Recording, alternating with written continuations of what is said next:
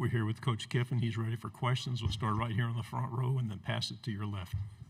Chelsea Boucher with NBC 33 in Baton Rouge. Coach, Charlie Weiss Jr. seems to be kind of your right-hand man. Why do you trust him so much, and why is he the guy that you want on that sideline with you? Yeah, Charlie has done a great job. We've been together at a number of different places now.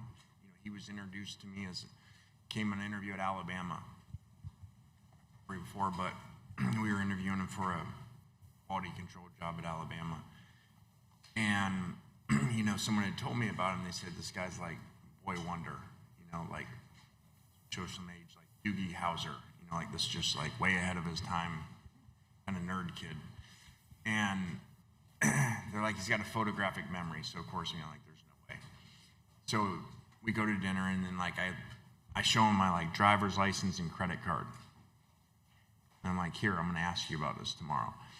And it takes some time for a photograph. They can't just go like take a picture. You know, so he has to take like 3-5 minutes, like to put all the information front and back, credit card, driver's license. And I don't ask. He thinks I'm going to ask him. I don't ask him anything till the next day. Remembered everything. And so he's brilliant, and it's been an awesome experience to bring him to FAU. Actually, it's kind of intertwined there. We bring him to FAU initially, then he leaves like after a month or something because Sark hires him at the Falcons. I bring him back to FAU eventually as a coordinator. Then I go to Ole Miss. Doesn't come, he goes to South Florida, and I bring him later on, and the rest is where we are now. But it's been awesome to see someone develop as a coach's kid and see him go through his growth, and then they got 3 kids now, he and Jen, and just to be part of that family. It's been really neat, and he had a hard decision too, you know, leave where he was at. And then he went back, even though he came with me. Then he went back, and then they tried to get him to stay again, you know, and that wasn't easy for him because he was in the, you know, we kind of call that utopia moment there of everything going great and winning, and then stuck with it and came back. So I'm just really proud of him for how far he's come, and he does our whole offense. I get all this credit and everything. I've said it before. I'm in there in the meetings. Bounce things off each other. I chime in on game days, but Charlie nowadays does the whole thing. And as crazy and as chaotic as that whole postseason was and going back and forth and stuff, I'm really happy how it happened that he got the credit, you know, offensively when I wasn't there, you know, for a couple games in the playoffs and how well they did on offense. That was awesome to see. Right side on the third row. Good morning, Coach. Abby Miller with Reflector from Mississippi State. You would think that Mississippi State would be low on your radar now that you're no longer at Ole Miss, but they're back on LSU schedule for the first time since 2023. Are you still heading into that game with the same rival instincts that you would with the Egg Bowl? Can't get away from Mississippi State. Didn't realize that stat. I've got great respect for Jeff Levy, and he's one of the best offensive minds I've ever been around. Play callers, and does a great job, and had a really hard task. You know, that roster was really down when he got there. They'd been struggling, and it's hard. This is a hard time to come in and rebuild a program that's been struggling like that for him in this era where the SEC has, you know, really high salary caps of schools that, you know, get to go get a lot of players and rebuild, where before sometimes programs are more like that because you'd have the big draft class you'd lose, and then, you know, it was going to be a year before you got back up because you lost all those guys. Well, now in the portal, they just replace them. So to try to come from the bottom of Mississippi State and bring it up, that's really hard nowadays because of that system. And then you got a system, too, that you may have a good player you develop, and you got to worry about him being taken. So I know the record probably isn't what Mississippi State people like, but I've seen tremendous improvement in that program, and Levy's going to, you know, continue on that route and do great things. Left side front row, pass it to your left. Hey, Coach. Juliet Marino from LSU Tiger TV. How important was it for you to retain Blake Baker for this defense this season? Yeah, I think Blake's done a great job.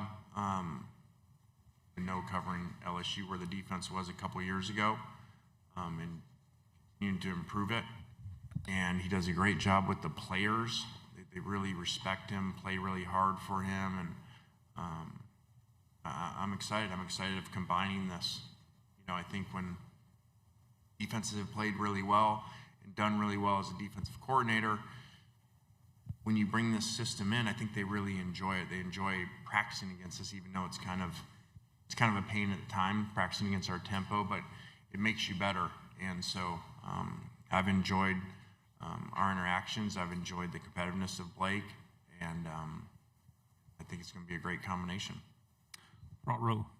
Hey, Coach. Jacques Doucet, WAFB in Baton Rouge. This morning you spoke to us about losing weight, giving up alcohol, those kind of things. How much of those things giving you clarity, maximize your days, and make you a better football coach? It's kind of everything. And when you continue to, like I talked about it there, when you continue to look at life differently. Like I say, a lot of people as they get older, they add bad things or bad habits. As you get older and you continue to subtract and you continue to try to grow, it's been awesome. And you talk about clarity.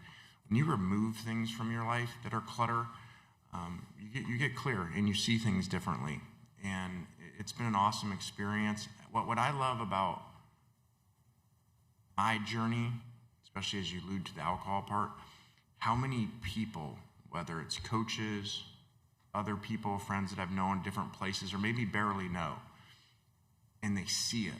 They can see it on you, and they see the change, and especially coaches, and they come in like, hey, tell me about this. Like, I love how they always start.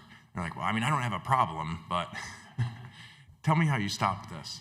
And so I'm not going to list them, but it really is amazing from coaches at Ole Miss, some that are still there, some that are with me now, how many actually stopped drinking and that change in them, because I believe they saw what it did for me.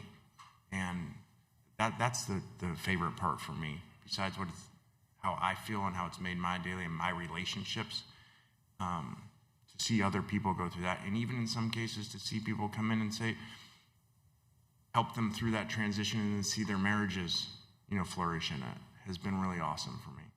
Front row. Mike Griffith from the Atlanta Journal-Constitution. Coach, you mentioned the Nike deal in there, LSU having 12 athletes. They didn't have that before you arrived. I'd suggest that your presence has something to do with that. How do you deal with knowing that you have that iconic stature where everything you say is going to be scrutinized? First half of the question. The second half of the question. One question, please. Oh, I'm sorry. I was just going to ask about Jeremy. Oh, that Pruitt. actually helps me. I'm not that smart. I was going to ask about Jeremy Pruitt. That's the other one. Basically, whichever one you ask second, I'll answer, and then I forget the first one. See, now I got the Jeremy Pruitt one, and then forgot the first one. Okay, Nike deal, and you say the combination. I believed in taking this, that all that was going to play into this, building this elite program. You have the branding of LSU, you have the history of LSU, you have the Tiger Stadium, most iconic place to play college football, the Cathedral. And then you put that with us, with our systems, and I don't like to talk about myself, whatever you call the Lane Kiffin factor. And you bring that in as you allude to, and you combine that, I think that all goes into that. Now you have 12 players with Nike NIL deals, the first offensive lineman ever. No other schools above 8. We didn't say like 12, 11. We didn't say just SEC schools. So it's a big reason why we're here. When I said that first press conference, like, it's just different. We're going to make this thing different than anywhere else to go when you combine LSU and us, and you're seeing it. We just on stage had that question in the Vanity Fair and all that, whatever, and as I walked off, and I didn't really want to say it, but when you talk about the changes of places, somebody said it the other day. They said, like a month ago or whatever, they were like, well, he's been here 6 months and he's had more 5-star signees and commits than he did in the previous 6 years combined. That's kind of proof to me of the decision and of the combination of the two, us and LSU. Front row on the right. Hey, Coach Lindsey Bonner, WAKA out of Montgomery. We heard from Kirby the other day about the SEC coaches group chat and that you send a lot of things in there about your dad. I'm curious, what's the best piece of coaching advice that he gave you? Yeah, I appreciate what Kirby said. They showed it to me last night. I hadn't really thought about it that way. You know, Kirby pointed out, like, when you don't have a dad, when you lose, like he lost his, and like kind of bonds you, you know, of this common life experience. And I think the world of Kirby. I was thinking of it after they showed me that, you know, like I sat next to Kirby, you know, just like this every morning, 7:30 a.m. Coach Saban's staff meetings, and you know, you kind of grow a lot through that, and it was an awesome experience, and I appreciate him because I was the new one. You know, the year I came, I think I was the only new coach to come into Alabama. Kirby really helped me in that because that's a big transition to come into as the only one, and he was awesome. So I think we've gotten closer, you know, in the losing of the dads, and both our dads were our heroes big time. I know everybody says it, but really, especially even in coaching. It's really hard to point to one thing that my dad said. He just was always like teaching everyone. You know, we talk about it all the time. We run into somebody like, do you realize your dad, you know, pulled me aside here and helped me with this, you know, even though I was like the lowest player on the team, or when he was coaching my little league team and everybody. So he found a way to help. I think Sark said it 2 years ago in these media, like Monty Kiffin cared for the people that no one else did, and that wasn't going to pay him back. And I really pushed myself to try to do that. Fourth row on the aisle. Tyler Shaw with KBTX in Bryan, College Station. I know it's been a few years since you've played Texas A&M, but you got them back on the schedule this year, and I believe this might be the first time that you and Mike Elko face each other as head coaches. What's your relationship like with Mike, and what have you seen from the team he's built? Yeah, I didn't know Mike before. I just knew about his defenses. I've been really impressed with him in our league meetings, and a really good, in my opinion, nowadays in college football, and I think you see people trending towards these hires, like what wins in college football for the most part nowadays is a CEO head coach. The old school, just kind of blow the whistle coach, you know, get him to run through the wall, you know, like there's too much going on with everything. And some defensive guys will get mad at me. I think a lot of times old school defensive coaches sometimes were that way, you know, like not really see everything, not CEO, just, hey, we'll go hit him and tackle him. Mike's not that. Mike has really good insight on rule changes, on thoughts of all the different ways that college football is evolving. And so I've been really impressed with him in the meetings that way. And then obviously his teams have played great too. I think they play really tough. They play physical. I think he's really attacking, and he's done a phenomenal job. Final question on the end, fourth row. Yeah, Lane, Barry Trammell with the Tulsa World. Last December, you got the rap as right or wrong, legit or not legit, whatever. You got the rap as a coach who left his team.